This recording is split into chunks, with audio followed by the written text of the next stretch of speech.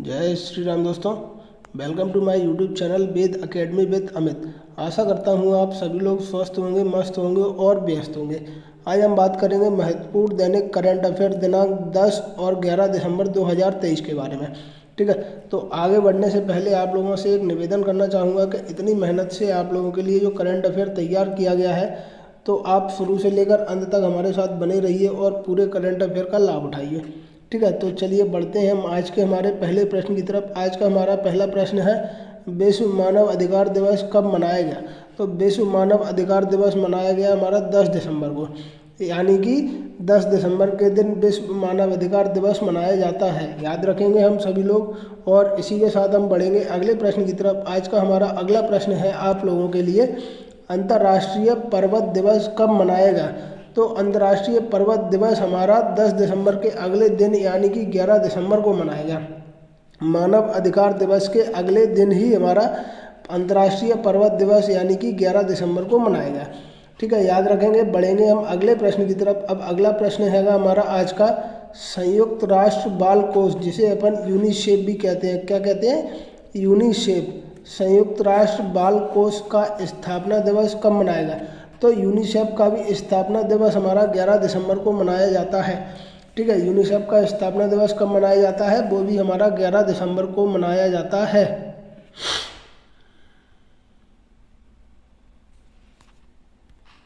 अब बात करते हैं हम आज के हमारे अगले प्रश्न की। आज का हमारा अगला प्रश्न है आप लोगों के लिए, छत्तीसगढ़ के नए मुख्यमंत्री के रूप में किसे नियुक्त किया गया है? ठीक है, तो छत्तीसगढ़ के नए मुख्यमंत्री बनाए गए हैं आदिवासी नेता विष्णुदेव साय को।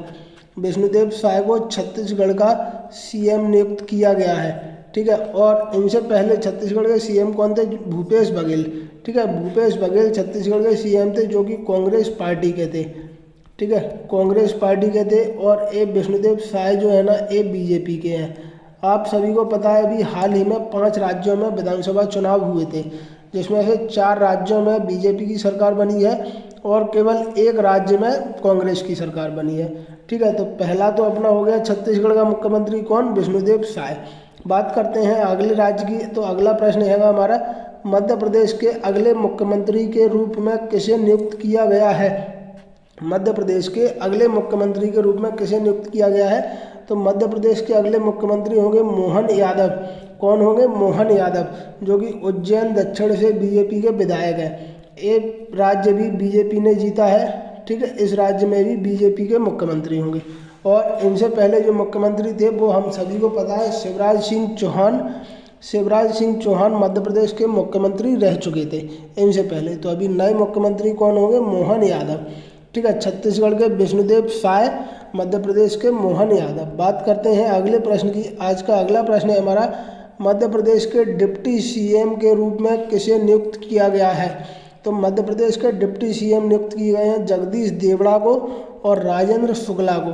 ठीक है, जिसमें जगदीश देवड़ा मंदसौर जिले की मल्हारगढ़ से विधायक है, जबकि राजेंद्र शुक्ला रीवा सीट से विधायक है। ऐसा पहली बार हुआ है जब मध्य प्रदेश में डिप्टी सीएम नियुक्त किए गए हैं। अदरवाइज मध्य प्रदेश में सीएम ही नियुक्त किए जाते हैं, डिप्टी सीएम का कल्चर मध्य प्रदेश में नहीं है।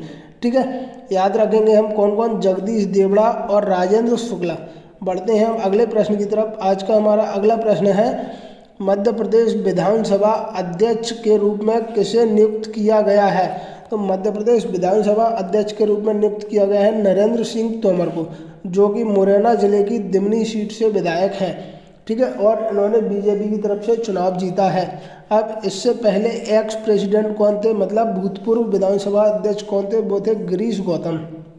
ठीक है, पिछले विधानसभा अध्यक्ष कौन थे? गिरीश गौतम। और अब नए विधानसभा अध्यक्ष कौन बने हैं? नरेंद्र सिंह तोमर। ठीक है, बात करेंगे अगले प्रश्न की। अगला प्रश्न है, अब देखो मध्य प्रदेश में कौन हो गया? मध्य प्रदेश के सीएम मोहन यादव। मोहन यादव। छत्तीसगढ़ के सीएम कौन हो गए? विष्णुदेव साय। विष्णुदेव साय। 2 राज्यों में बीजेपी के हो गए। अब तीसरा राज्य मिजोरम के नए मुख्यमंत्री, जो कि आपको मैंने पिछले वीडियो में बताया था। मिजोरम के नए मुख्यमंत्री कौन होंगे? वो होंगे लालदू होमा। ठीक है, और पुराने मुख्यमंत्री थे जोरमथंगा। और नए तेलंगाना के नए मुख्यमंत्री कौन है? ए बनेंगे रेवंत रेड्डी, और इनसे पहले थे के चंद्रशेखर राव। तेलंगाना में केवल कांग्रेस की सरकार बनी है जिसके मुख्यमंत्री हैं रेवंत रेड्डी।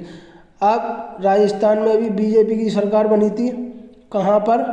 राजस्थान में भी बीजेपी की सरकार बनी थी, लेकिन राजस्थान के मुख्यमंत्री का अभी चुनाव हुआ नहीं है, तो अभी राजस्थान के मुख्यमंत्री के बारे में जानकारी आना बाकी है, तो उनके बारे में भी आपको अगले वीडियो में बताया जाएगा।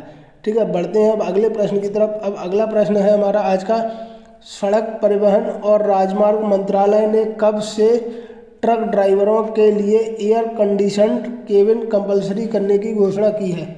मतलब कि सड़क परिवहन और राजमार्ग मंत्रालय जो है ना, उसने कब से जो ट्रक ड्राइवर होंगे उनके लिए एसी वाले केबिन कंपलसरी करने की घोषणा की है? तो वो की है 1 अक्टूबर 2025 के बाद, यानी कि 1 अक्टूबर 2025 के बाद जितने भी ट्रक बनेंगे नए, इनमें ड्राइवरों के लिए केबिन एयर कंडीशन होगी, वो भी कंपलसरी। ठीक है, बढ़ते हैं अब अगले प्रश्न की तरफ। आज का हमारा अगला प्रश्न है, federation of Indian chambers of commerce and industries, इसको फिक्की बोलते हैं, इसके नए अध्यक्ष के रूप में किसे नियुक्त किया गया है? तो फिक्की के नए अध्यक्ष के रूप में नियुक्त किया गया है अनीश शाह को। अनीश शाह को फिक्की के नए अध्यक्ष के रूप में नियुक्त किया गया है, और इनसे पहले पूर्व अध्यक्ष कौन थे? तो सुब्रकांत पांडा की जगह लेंगे कौन? अनीश शाह। ठीक है, जो कि फिक्की के नए अध्यक्ष होंगे। बढ़ेंगे अगले प्रश्न की तरफ। आज का हमारा अगला प्रश्न है, चौथा संयुक्त सैन्य अभ्यास बिनबैक्स 2023 किन 2 देशों के मध्य आयोजित किया जाएगा? तो बिनबैक्स जो संयुक्त सैन्य अभ्यास है ना, वो भारत और वियतनाम की सेनाओं के मध्य आयोजित किया जाता है। ठीक है, किन 2 देशों के मध्य?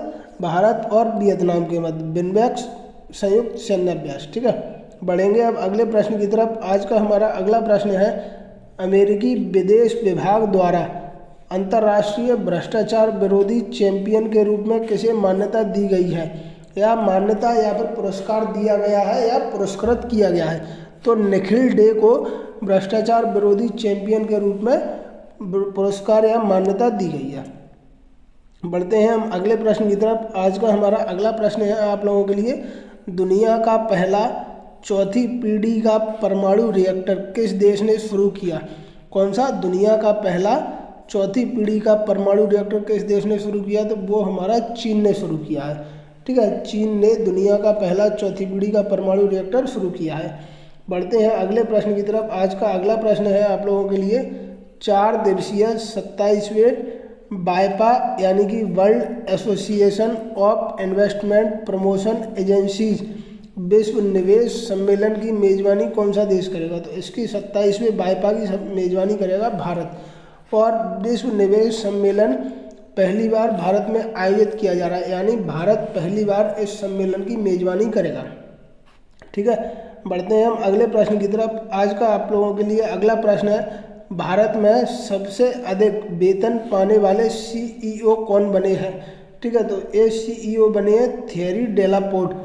ठीक है, कौन बने हैं? थियरी डेलापोर्ट, और ये विप्रो के CEO है। ठीक है, विप्रो कंपनी है ना, उसके CEO हैं थियरी डेलापोर्ट। बढ़ते हैं आज के अगले और अंतिम प्रश्न की तरफ, जो है हमारा जलवायु परिवर्तन सूचकांक 2023 में भारत का कौन सा स्थान रहा है? तो इसमें भारत का स्थान रहा है 7वां।